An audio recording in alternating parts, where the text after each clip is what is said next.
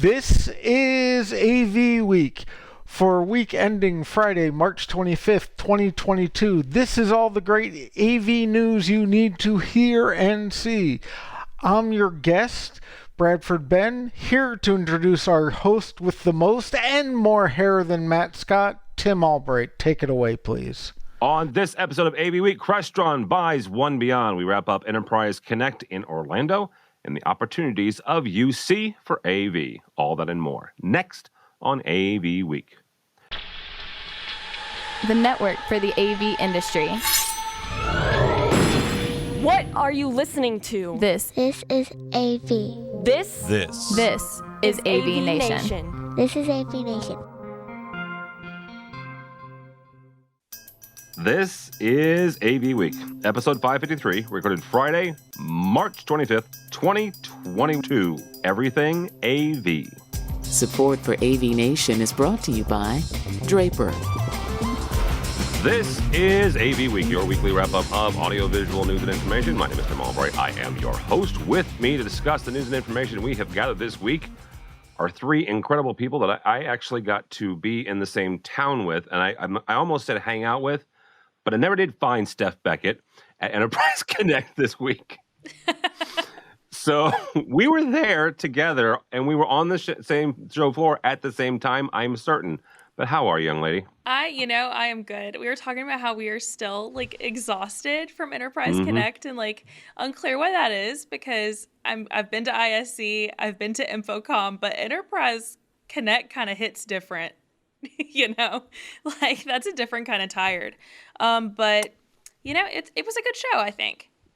Good. We'll get to that'll be our first story. Also with us, a young lady that I got to meet this week, Paige Turner from Shocks. Welcome, ma'am. Hi, thank y'all so much for having me. Absolutely. And one thing to point out about Paige is she is using the products that she was demonstrating at Enterprise Connect. So listen to that. And last but not least, a young man that I also got to hang out with this week, Mr. Bradford Ben. We were all in his hometown for Enterprise Connect. How are you, sir? Very happy to be here. Very tired as Steph is, and looking forward to dissecting what we saw at Enterprise Connect. I'm going to start with the lack of carpeting, but I'm sure no one else but me cares, because my knees hurt, as do Steph, so I don't feel so old anymore. And you've been to a few more trade shows than the rest of us. So yeah. You would notice. I honestly didn't notice. It wasn't something that popped in my head. I was like, oh, wow. No, if after standing on hard concrete enough, you start to learn. Bill O'Donnell has the same thing about it at comic conventions, etc. These are things you learn, and then you put dress shoes on it. I don't care if you're a man or a woman or anything else, but if you can't wear comfortable shoes, which you can't when you're dressing and styling like I was. You were. It's just hard to get comfortable on the show floor, and there was no place to sit down. Well, there was a lot of places to sit down. I take that back. But water, I'll let Steph and Paige rant about the water. Let's talk about what we did learn. So, Steph, let's start with you. I will mention the fact that all four of us, this was our first experience at Enterprise Connect. Yes. The first time it happened since 2019, obviously due to COVID. So, Steph, what's one or two things that you're taking away from this week in Orlando? Sure. The first thing I will say is that the people at this show were so nice. I feel genuinely like every manufacturer I talked to, everyone I met, everyone I had any type of interaction with were the kindest people in AV and UCC. So I will say that about the show, that I genuinely felt so welcomed and so part of the industry. Just because, in our line of work at Rave, we are normally taking videos of everything on the show floor, or as much as we can. And that annoys some people. Some people say no. Some people are like, oh my God, not you again, get out of here. But everyone at Enterprise Connect was genuinely happy we were there. And we're like, oh, we're so this is great. And I just wasn't used to that, being so welcomed. So that was lovely. But in terms of how it was laid out, I do feel like resources were a little bit scarce. It was difficult to find water. So much so that just different manufacturers would kind of see me talking and I'd be hoarse. like trying to ask them to shoot a video, and they were like, are you all right? Can we give you some water? And I'd be like, yes, please. And so like that was really nice to everyone who like took pity on me. But I do feel like that could have been a little bit better done. But in terms of the people who were there and the experiences I had and the new connections I made, I will say that probably went really well for me, other than just not seeing you guys and not seeing anyone I already knew, because I feel like so many people were like, where are you? And I was like, I don't know. Well, that was part of the Twitter chatter. Yeah. You're like, are you here? Like, are you actually here? Yeah. Yes. Well, it wasn't the best layout in the hotel. No, you're at the St. Charles Ballroom. Huh? Where? That's not even in the same spot. But they did have a nice the Gaylord, which is where the show was did have a very fancy schmancy digital signage mapping system where you could type in what you were looking for and it showed you where to go. Most of the time, Bradford and I did have an instance where it sent us to the wrong location. It may have been user error, and it probably was, because it was probably me. Paige, Steph says that all the manufacturers there were nice, so that's a nice touch. We mentioned the fact that this was your first one as well. What are you taking away from Enterprise Connect this year? Yeah, so good feedback first. I definitely also completely agree with Steph, and I can honestly say, having been at Infocom and then also having been at CES in the last couple months, Enterprise Connect was actually the most fun.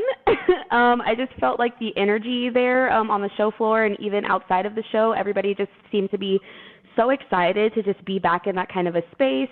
Everybody that I spoke with was just so, engaged and just really passionate about whatever whatever company or product or brand they were representing. And it was always, every conversation I had was a fun one, a really engaging and dynamic one.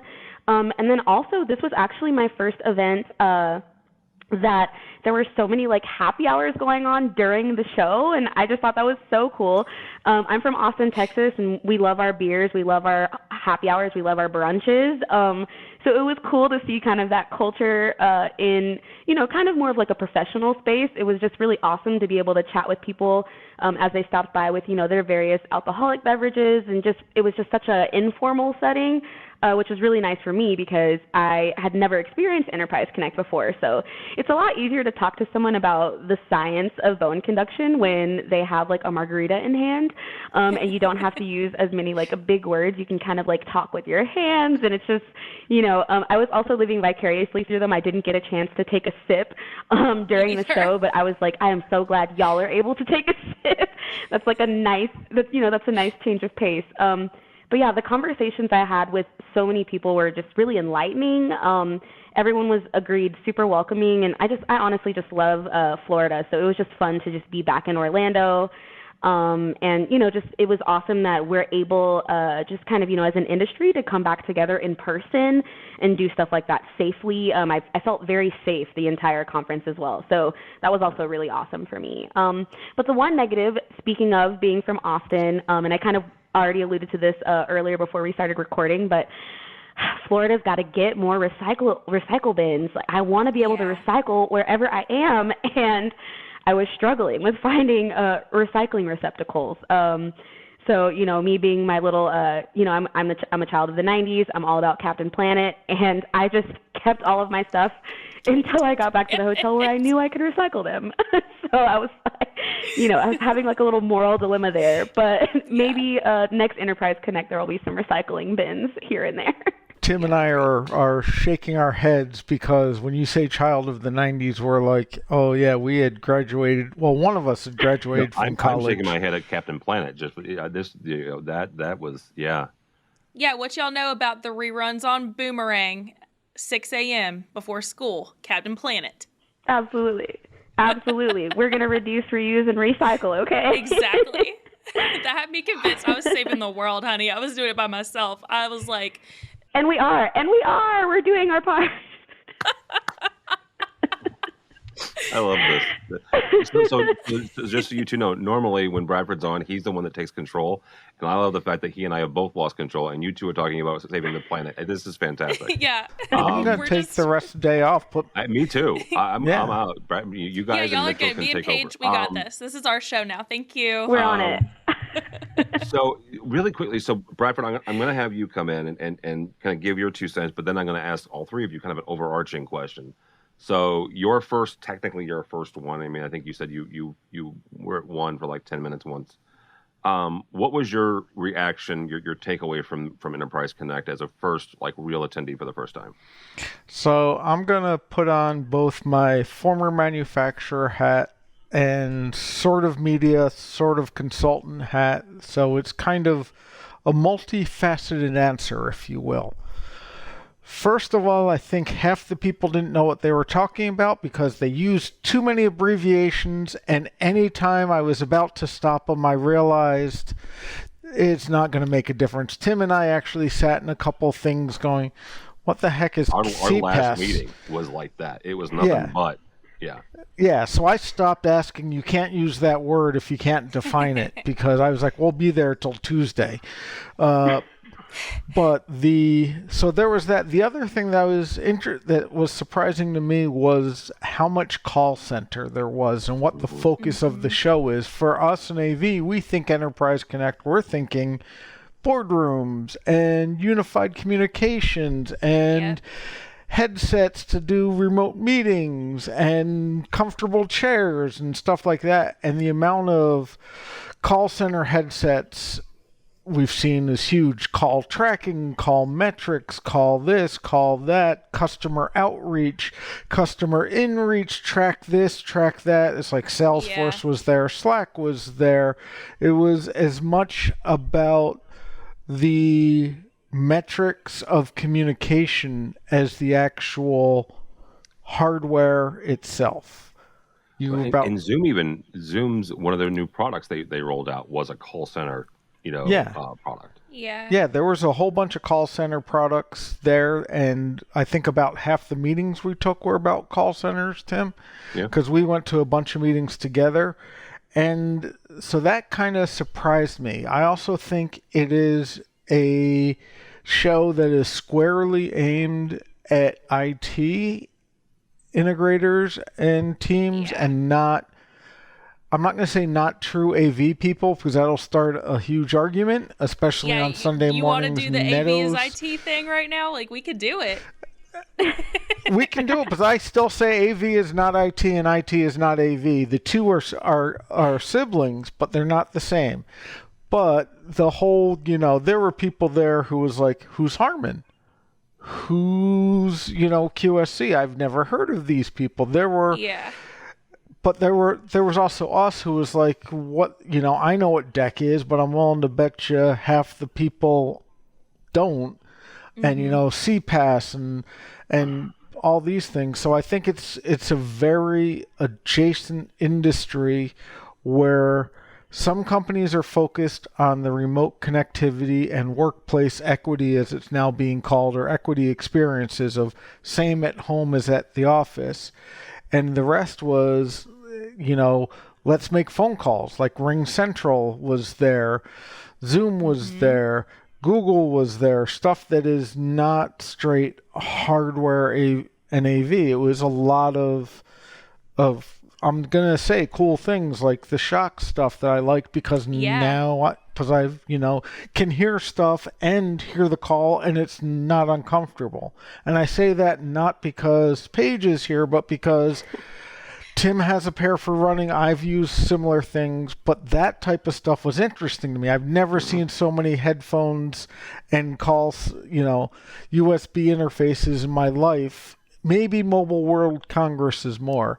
But I also think it is an area where AV integrators have a chance to get into, and as a expanding revenue stream because of noise masking, acoustic treatment in call centers, better interfaces, more comfortability, better viewability, stuff like that, that is very important that isn't actually being talked about. The other thing that was unique to me was seeing a lot more appliances compared to devices. And I'm going to be really careful and define appliances versus devices. I have a computer sitting on my desk. It can do many, many things. It can do Teams, it can be Zoom, it can be GoToMeeting, it can be take your platform, I can use it to play video games. Whereas an appliance only does one task and does it well, much like a toaster does. So like there's a Zoom appliance that Tim and I saw. There's from Next that was like, ooh, this is perfect. Tim was like, I want one for my desk. And me as the nerd, I'm looking at it going, well, I could do this. Yes, Tim? It was called Neat. Neat, sorry. Neat, It's from yeah. Neat. I'm sure Tim has a video of all of the ladies are shaking their heads. And I'm like, yeah, that looks really cool. That would be something I would want. And then I found the price and I'm like, I'm a nerd. I can make my own for less, which is what most AV people would do. But Tim puts on the corporate management IT hat and goes, yeah, but if I'm an IT guy, I just put one at every desk like a phone and it's worth the price of admission. So it's a very different model than, I don't want to say typical AV, but the AV I'm more used to dealing with, where it's more engineered than commodity. And I don't think that's a bad thing or a good thing. It's just a thing. It's like there's strawberry, vanilla, chocolate, and chocolate chip mint ice cream. They're all good. They're all bad.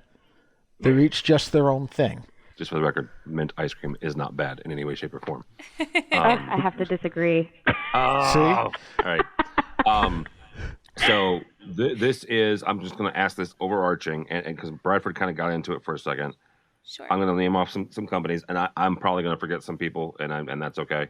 But the ones that I counted were like Shure, Atlas, Sennheiser, Biamp, Poly, D10, Shocks. These are the folks that I've seen at Infocom, that I've seen at CES, because Paige is right. We'll see them at ISE, a lot of them. Bradford and I met with a number of manufacturers that were there. I'm going to say serendipity, kind of sneakily, but they were there and hanging out and checking out. They've exhibited in the past. Any one of you three can take this, or all three of you can take this. What does this say about the AV side of this industry and kind of where our folks belong, where the folks that are making this happen on the front lines, where do we belong in this UC space? I think that many companies in our industry are still trying to figure that out, right? Like we carried, in a lot of ways, like we carried us through COVID. Like it was up to us and we did that. But I feel like now with this trade show, we're trying to figure out where we're trying to be with UCC post-COVID. It was like, okay, well, we got everyone through it. So what now? Like, what are we going to make? Is it that AV companies need to decide that they're going to be everything companies, that they're going to be glue companies, that they need to make the mic, that they need to make the camera, that they need to make every piece of a UCC setup? Or is it going to be that we need to decide that we're going to be niche and maybe do we need as big of a presence at a show that's like typically IT?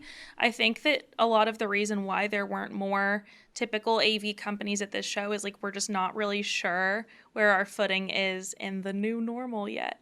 Yeah, I have to kind of completely echo that. And also just speaking from the side of things where Shocks is actually primarily known as like a sport headphone company. We really had never been in like the B2B or professional side of industry whatsoever. Of course, tech savvy people or professionals would use our sport headphones, but it's almost kind of as if COVID kind of helped inform our product and our target audience, even kind of in this, new normal that we're all experiencing. It actually kind of pushed us to develop a product that kind of met people's needs, met professionals' needs where they needed to be met at the time. And it really was kind of almost kismet. But we had no idea that a headset was going to be as sought after as it was, especially coming from a company that primarily focuses on runners and cyclists and athletes. But it's just been really interesting to see how, as we're all collectively kind of trying to figure out where we fit and how we can best serve the end user, I feel like it's really also kind of, at least for Shocks, kind of helped redefine us as a brand. What exactly are we offering? What should we offer? And is our sport headphones, our kind of sport equipment and gear the only thing we should be doing? And I think we kind of have already answered, like, absolutely not. You know, we should really be diversifying a little bit more on our product line. And honestly, it just helps us kind of listen to our customers a bit more. So many of them moved out of, you know, traditional offices. So many more of them are traveling nonstop while they're working. And it was just, it was really awesome to be able to provide them with a product that absolutely met their needs at the time. And it's just so exciting to see at least OpenComm specifically kind of still being used and carried on into this new normal, into this hybrid workspace and culture that our society is shifting toward. And I mean, it's also really exciting to see how the headset is being used in so many different applications, whereas originally we were focusing on AV and call centers and traditional offices, but now it's quite literally wherever you call work, wherever you decide to, you know, use a desk or use a standing, I don't know, like your table at Starbucks because you're waiting for your order. It's just really awesome to be able to kind of allow this circumstance to kind of help mold us as a company and kind of really show us the path forward. I agree with a lot of what the ladies have said. I think also that AV and many AV companies have, and little spoiler, I talk about this during a rave AV 101 I recorded this morning, so make sure you tune into that, because once again you get to hear me being brilliant. But I think it reinforces the either people don't know what's available or what's good enough. You know, there's some cool technology for conference rooms and collaborations, because the word equal experience or equity experience for those who are sitting in the conference room versus those remotely, for me, I know the problems of doing that, because what happens is you get the people who have like the little side conversations over here that you can't hear, you don't see what's on the board, all those things. It's one of the problems with distance learning. And AV, a lot of these companies have good solutions that put everything together so that the camera follows the speaker, which many people have and is great. But is, you know, the microphone not picking up the desk sounds and being able to target to who it is. Yes, there are ways to do that, but having a company that says, okay, let's put this all together and do it well. Let's create the experience of all being in the same room, even though we're not. And I think a lot of AV companies have technologies that will do it, but haven't shown it off or approached it as, here's how we can make your experience better. And it's one of those things where, for instance, one of the things I miss is when I was doing drawing reviews, we used to do it analog, have big sheets of paper, flip it over, 8 people stand around the table and mark it up. And then, you know, you had your comments. Doing that now electronically is not the same. Because you're looking at it, you have to look at the person or at the drawings, or then you do 2 monitors. Well, not every video platform supports 2 monitors. How do you annotate it? Stuff like that. But then you look at some of the companies that have the smart whiteboards or the large smart touchscreens, and you're like, this can give me that flexibility, but no one's kind of doing the, here, let me make this better for you. And I think that the opportunity that a lot of AV companies have in front of them that they haven't taken yet. You know, I have seen a whole bunch of products. I've seen various applications, and I'm looking at this going, okay, I like this product. I want a 65-inch touchscreen that I can lay down flat to become a drafting table and look at a C or D size drawing or even an E size drawing on it and be able to mark it up instead of having to either do it on my tablet or my screen, which vertical, not horizontal, which isn't necessarily natural. And I think that's where we as an industry are kind of missing. And I do think, and you're going to swear I'm channeling Danto here, who we did see there. This is one of those times where our industry associations can help, because if the IT and telephony people don't know we have these expertise, they're never going to ask for it. They're never going to know things can be better.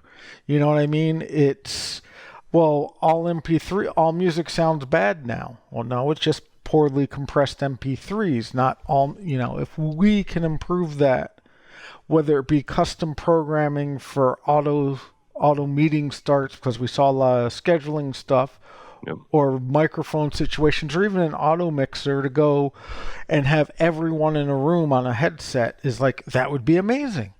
But no one has sat down and gone, hey, let's do this. And I see that as how we as AV can fit in, is take it from good enough to let's make this so that equity happens between the home office and the office, which is, bad phrase, but the corporate office. There we go. And that the experience is better for everyone, because I know we've all had bad meeting experiences, both in person and virtual. Any meeting I'm in, right, is like always going to be the best, but and the longest. Thanks, Tim. All You right. knew before you invited me. I know. And you could always cut me off, as you said. I can't. I don't think you, because everything you're saying is smart, and I'm not going to say anything smarter. So, our last story, our only other story, is a bit of M&A, mergers and acquisitions. Bradford, to follow along with your rule. Crestron is buying One Beyond, or they're entering into a strategic acquisition. Interesting play here. Crestron, first of all, if you don't know Crestron, We can't help you. yeah, AVO, everything. Yeah. The only thing they didn't have, though, was cameras. Yeah. And they had partnerships, right? But it's interesting. It's a smart camera system. If you're not familiar with One Beyond, it's one of these folks that would make some of these meetings more interesting and equitable, because they follow you around and stuff. But Steph, we'll start with you on this. What do we think of this acquisition? Well, this is Crestron's first acquisition in a really long time, first of all. I think Gary and I were talking about it. It's been their first one definitely since I've been working full time for Rave. So it's been a long time. And I think that these big companies that used to work with other companies to make all of their products work, a lot of them are deciding, no, we actually want to be everything companies, which either goes really, really well or goes really, really poorly, because they realize they're not great at doing everything. So I don't really know how I feel about it yet. I think that it's just going to take time for me to just see and use their products and see if I like them. But I don't know. It's an interesting time in AV, I will say that, because I do think a lot of these companies are trying to make the executive decision that they want to be everything companies, and I probably don't agree that they should be. Yeah, there's some wisdom to that. There are partnerships for a reason, right? And being everything to everyone. This is certainly the first significant acquisition since Dan Feldstein took over as CEO. And so it'll be interesting to see how they wrap these two together. Paige, from your perspective and your point of view, how do you wrap two companies together that have two separate product lines, and quite frankly they've had two separate go to market strategies? So how do you kind of bring two desperate folks together? Yeah, I think the best starting point is to try to understand your target audience, your demographic, and try to understand what solution are you actually bringing with this merger, with kind of combining these two different and maybe even sometimes polarizing brands, companies, products.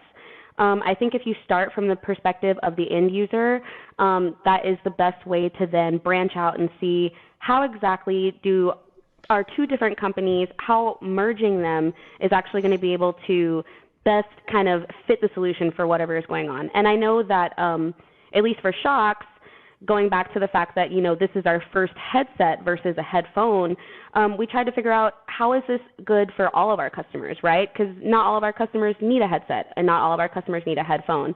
But I think really leaning into kind of what Steph was mentioning, not necessarily being an everything company, but using that everything data is really key, really understanding that your end user might need everything, and if you might not be able to meet all of those requirements, but still whatever you're specializing in, whatever kind of assets and kind of two brand identities you're trying to merge to at least check off most of those boxes is really kind of where we like to start in that thought process, because obviously we can't be everything for everyone, and I actually think there's a lot of power in niche companies. That's kind of what bone conduction is already a niche industry in itself. But I think really kind of taking a step back and really thinking through what kind of problems is the end user having, and does this merger create more problems for that end user, or does it in fact create a solution? I think, and then when you have that answer, then that's a way for you to kind of build out your product lines, maybe eliminate some products, maybe streamline others. I think is really kind of it's kind of like a working backwards approach, I would say. But I think there's a lot of value in having two niche companies come together to have a few more niches, right? To be a little bit more mainstream. But I also feel like it's just really important to understand what that consumer need is, what that industry need is, and if you're able to in any way apply your products, apply your company, apply your brand focus and mission in that way for them to actually be able to access those assets in a more like, oh, I can get all of these things from this one company now. I feel like that's really the sweet spot. And also understanding that you might not be able to hit all of those markers, kind of exactly what Steph was mentioning. I think companies just really need to be cautious in being everything companies. But I think there is a lot of beauty in understanding I might have two competing companies, two different, just different brand identities. How can we meet in the middle with those identities? And in turn, how does that help the end user feel like they have more solutions versus the many problems that they were already facing? Just working backwards, really keeping your end user in focus and really understanding kind of just, almost reading the room, right? Reading the industry. What solutions are needed and how does this merger address those solutions? And honestly, if it doesn't, let's maybe rethink the merger, right? Let's maybe rethink our product offerings, our service offerings. So I really think keeping that end user and keeping the industry in mind is key to successfully bridging two different companies or even two similar ones. Just that working backwards method would be my recommendation for, just making sure that you're handling your customers and your industry needs. I will also say that AV is an industry that's all about brand loyalty. Like, we have our microphones we like, we have our headphones we like, we have our cameras we like particularly in the UCC space. Like, I know what I like, and I'm probably not going to switch it out unless I'm heavily convinced. And so I just think it's really hard for these particularly big AV companies to come in and be like, actually, we're just going to make everything now and expect people to buy it because they already know them from this other thing. I think that's really hard, even though that seems to be a significant trend that's happening right now. I think it's going to be really hard to sell people on, no, we can just make everything because I already have the video equipment that I like. I'm not probably going to switch it out. So how are they going to convince all their people who just want them for this one thing to switch out what they're already using and happy with? Right. I think that's also really key. When you do have a merger, when you have two separate companies or brands that are trying to kind of mesh together to provide an everything experience, right? I think it's also important to realize what you're doing well and not necessarily to change that. And also making sure whatever A or B company is kind of already excelling in that space, leaning into that success is really key to kind of get those early adopters, to get those brand loyalists to say, you know what, never mind, maybe I will try this new product within one singular company. I think if you can really just kind of lean into what you're already doing well and what already seems to be received well by your industry, not necessarily minimizing that, but saying, okay, this is how we're actually improving upon what you already love, what you already know. I think there's power in that. So I completely agree. Just kind of what exactly makes you different from what I already know and love. And if you are doing what we already know and love, don't stop doing it, right? Don't just think because, you're here to do anything and everything that you should stop this one specific niche or product or service that is already knocking it out of the park. Bradford is somebody who did work for a We Make Everything company. What is your perspective? Because this is taking an interesting turn that I did not expect. But what is that experience like exhibiting at ISE or Infocom? as a, hey, we make everything but the kitchen sink? Difficult. So, as the lady said, you have to focus on the customer and make things better for the customer and give them a reason to change. And all too often, many large companies will go, well, this is something else we make and it'll work perfectly with our stuff, so of course you want to buy it. And my answer is, well, why? How is it making what I know better? Tim, you and I talked about brand loyalty even during the supply chain issues, and brand loyalty is huge, and it's the devil you know versus the devil you don't know. Right. So to me, that plays into this, but I also think it's, especially for a company like Crestron that's big claim to fame is control systems.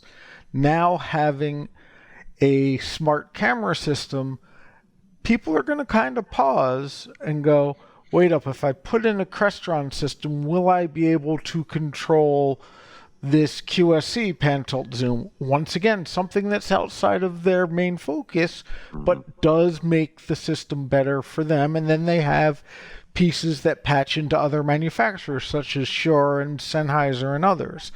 So there's that thing going on of, there's going to be a pause, I think, of everyone going, so what's going to change? Because things are going to change. Anyone who says they're going to be run as two different companies with different profits and loss and all of that, I can show you so many years of that not happening. But I think the not taking the eye off of how am I making my customer's life better is the big thing. The hubris of many companies being, we have everything, why don't you buy everything from us? It ends up being a bad thing in the long run, because the consumer doesn't necessarily get innovation because of competition, or doesn't get as broad of a canvas to be able to create from. I can tell you there are things I'll use Crestron for, there are things I'll use AMX for, there's things I use Smart Things for, there are things I use if this then that. They're all automation. They're each aimed at different uses, but they all kind of win and work across platforms. You know, in the grand scheme of things, the best example I can use is the home voice assistants. Samsung has Bixby, yet they still integrate with Google and Amazon, even though they have their own voice. It's the best thing for their business. Yeah. But I think that's the big thing, as both Paige and Steph said, of it has to make the customer better. It has to give them a reason to change. You know, there's the joke I used to make of, look, you buy all this stuff, you have one neck to choke. And yeah, that's great, but then someone came back with the point, actually I came back with the point when someone was pitching me at my last employer, yeah, but if you do your job right, I shouldn't have to choke anybody. And that's kind of an interesting take that not every company looks at. I can tell you this works great with that. Well, why? And I'm like, I can tell you how the QSys plugins allow you to work with Lab Group and allow you to work with Crown, allow you to work with these other competing brands. And that gives them a whole lot of power of becoming the whole system. Whereas as soon as you start buying everything in, we all know the company I'm talking about, but I have a do not disparage clause. You know, things change and not always for the better. And I think Crestron has to be careful with this, because while I don't know every intricacy of One Beyond, the fact that there are other camera companies out there that have similar features means they're not the only solution and answer. You know, it's kind of like Google versus DuckDuckGo versus Ask Jeeves. Kids look that up. It's a search engine. Is Jeeves still around? I'm old enough to remember Ask Jeeves, and I used to ask Jeeves many things. See? He's around, but barely. He's got like 1 foot in the grave. Like he's hanging on, but at what cost? I think Ask Jeeves walked so that Reddit could run. and Dig is in there somewhere, just for the record, just to get all the old. All right. Thank you guys so much. I'm still running my page on GeoCities. I need more GIFs. God love you. All right. Steph Beckett, thank you so much. You're awesome. I appreciate you, even though I didn't get to see you in person. I still don't believe you were there. Was I there? Yeah, I was there.